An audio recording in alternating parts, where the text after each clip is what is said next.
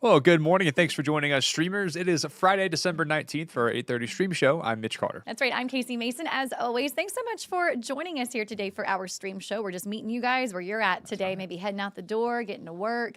Of course, we have our top headlines we recap today. Today, we're keeping it pretty lighthearted, though. We're talking Christmas-themed stories because it's Friday. Let's make people feel good with these headlines. Absolutely. Week before Christmas here. We're having fun. Starting off here in Owensboro, where two local organizations are teaming up to provide Christmas cheer for their senior citizens.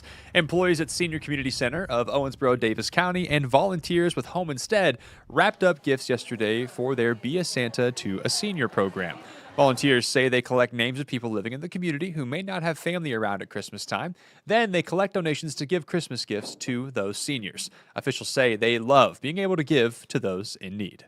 The sense of giving back, what it feels like, to me that's what Christmas is what can you, I like giving. And it's just one year I got to help deliver. And just looking back at a senior's face when they received that. Officials say this was their biggest year yet, and they hope to deliver to even more seniors next year.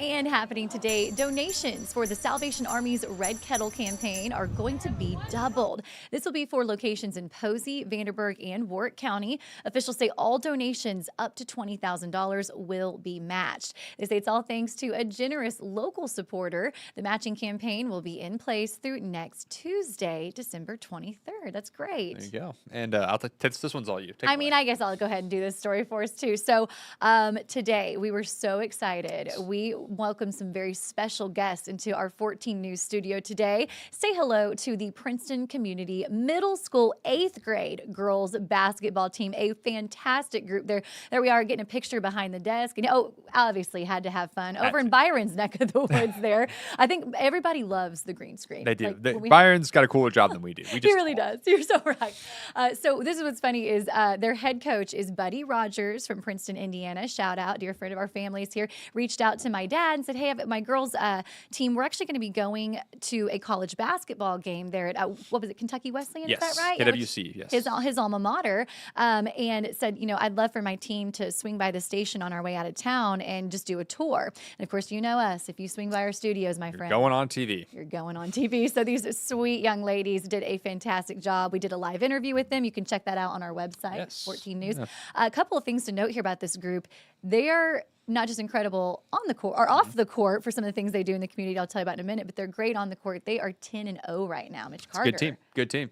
I don't know much check about them out. I got a sports, picture up here again. Check that's a good group of gals. I tell you, and listen, all as tall, if not hoop. taller than me. I think we're going to have maybe some, dare I say, maybe a state championship team on our hang around with the Princeton Tigers. They got some talent coming up the pipeline here. We'll have to see. Of course, I'm pretty so far. biased. You are biased. As a former Tiger yourself, it checks out. But they were an awesome group. So fun to have them in here. They were super, super great. Asked good questions, hung out. They were awesome. We loved having them. That's right. And I will note one more thing, incredible players, but also they do incredible work in the community. They will go visit several organizations and just spread the love and Princeton pride from nursing homes to community events. They even ring the bell at the Salvation Army. They are giving back to their community, and their coach, Buddy Rogers, there is doing a great job shaping that team again on and off the court. So thanks, girls, for stopping by. We loved it. Absolutely. They were awesome. Right now, though, like we said, keeping it light here. It's coming up on 8:34 here on your Friday morning, end of the work week. Of course, next week is Christmas. Keep an eye on that. Of course, we'll have people off and on here and different shows and everything like that. But as far as this goes, I'm good if you are. Let's call it a day, my friend. It is Friday. We still have more work to do, but we'll get out of this for now and get you on over to Byron. See you guys. Have a great weekend. News and weather throughout the day by watching the 14 First Alert streaming shows. At 8:30 a.m., get your First Alert forecast to plan the day ahead and catch up on the news that happened overnight with the 14 News Sunrise team. In the afternoon, get the latest headlines, forecasts, and a preview of the stories we're working on with the 14 First Alert streaming show at 2:30. And get an in-depth look at the 14 First Alert forecast so you're ready for the next big thing with the 14 First Alert weather show at 9 p.m. Watch the 14 First Alert streaming show that fits your schedule and works best for you. Streaming on your phone by downloading the 14 News app and the 14 First Alert weather app. On your smart TV by using the 14 News streaming app. And stream anytime on Facebook, YouTube, or on 14news.com. Stay connected and stay informed by watching the 14 First Alert streaming shows on your favorite streaming devices.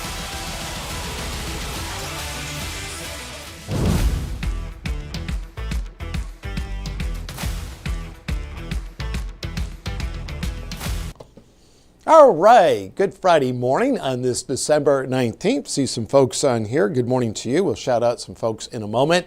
And let's take a look at our winter alerts. Generally, our winter alerts where they had blizzard warnings yesterday up in North Dakota, Grand Forks, they had winds there at 60 to 70. So if you're doing any early traveling, you're pretty good to go. They did drop those winter weather advisories, spent a little more time this nationally, and then winter weather advisories from Traverse City, Muskegon, all your favorite, St. Joe, Benton Harbor there in Michigan. We'll take this full in a moment. There we go. There's a look at some of those advisories, and they're generally up to the north. And we don't have any winter issues out here, perhaps the next 9-10 days or so. I'm going to show you the precipitation chances next week. The precipitation of choice is going to be rain overall. We'll be looking at some rain next Tuesday and then into Wednesday.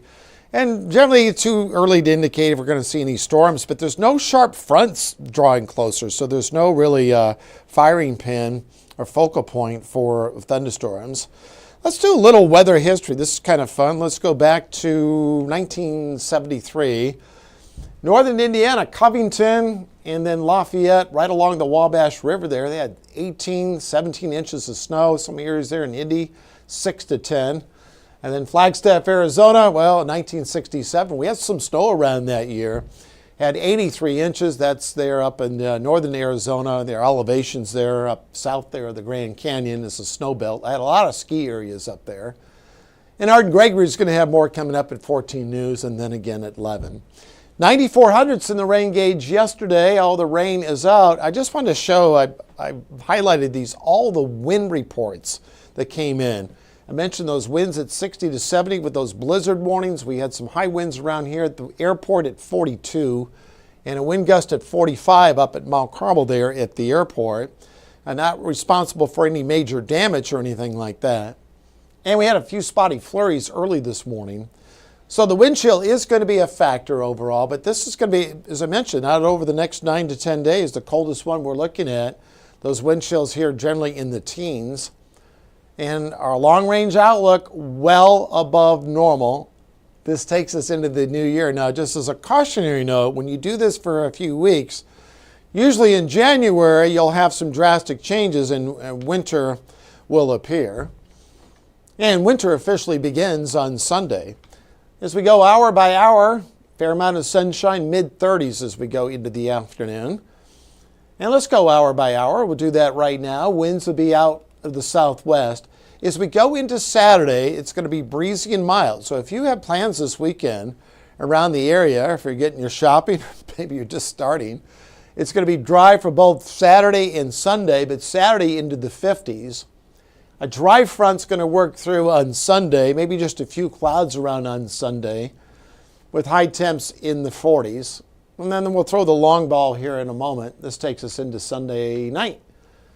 So next week, the GFS, the European, these are the mid-range models, is showing some rain in here. So timing will change, and it could end up being just some spotty showers. But the low temperatures during that time frame, which we'll highlight, are scheduled to be above freezing. So no winter impacts.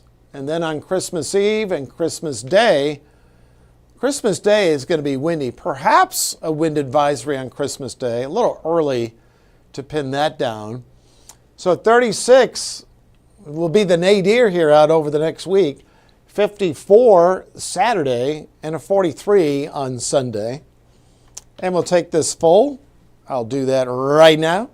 Monday at 49, 60 on Tuesday. Look at those low temperatures.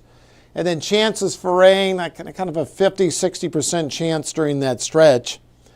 And then Christmas Eve we'll have upper 50s, and then Santa there on Christmas Day is waving there at the bottom portion of your screen with a high of 70.